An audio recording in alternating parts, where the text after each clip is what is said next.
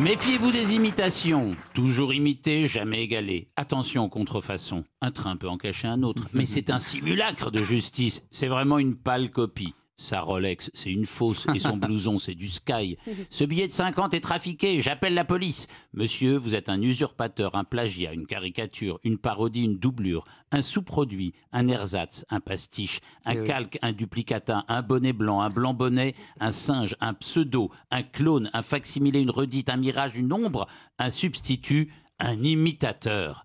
Il y a tellement de termes pour injurier l'imitation dans l'industrie, dans la vie pratique, dans l'histoire, qu'on dirait presque que c'est l'une des choses les plus scandaleuses depuis les débuts de l'humanité. Le faux est d'autant plus haï qu'il se prend pour le vrai. À la copie, à l'imitation, les gens préfèrent toujours l'original. Voyons ça, c'est quoi l'original? Ce qui existe avant qu'on le représente. Mais si on ne se le représente pas, ça n'existe pas. Donc, on ne le connaît pas, l'original. C'est ça qui nous fout dans une espèce de colère métaphysique devenue ordinaire tellement elle est dans notre condition.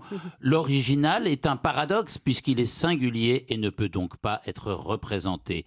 Dans représenter, il y a Voilà, l'original est donc inconnaissable, je n'en connais toujours que sa doublure.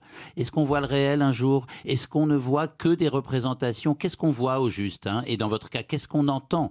Une fois que vous l'avez imité, Garou n'est plus l'original, ni vous d'ailleurs.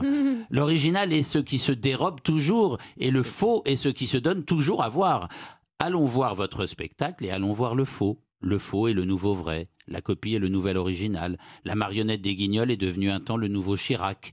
Au moins les imitateurs nous font rire avec le problème fondamental de l'homme, l'invasion de sa vie par le faux.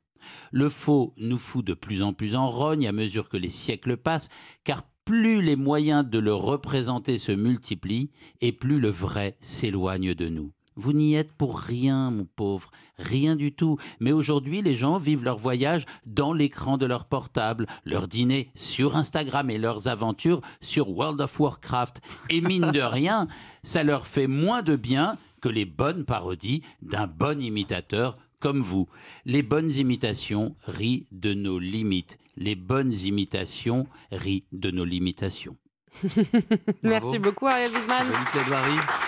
Mais vous, Ariel, vous êtes le vrai ou vous êtes le faux? Moi, je suis le faux. Ah, c'est génial. Mais évidemment, le vrai n'existe pas si vous fermez les yeux et qu'il n'y a pas eu d'Ariel Wiesman, il n'y a pas d'original. Très bien.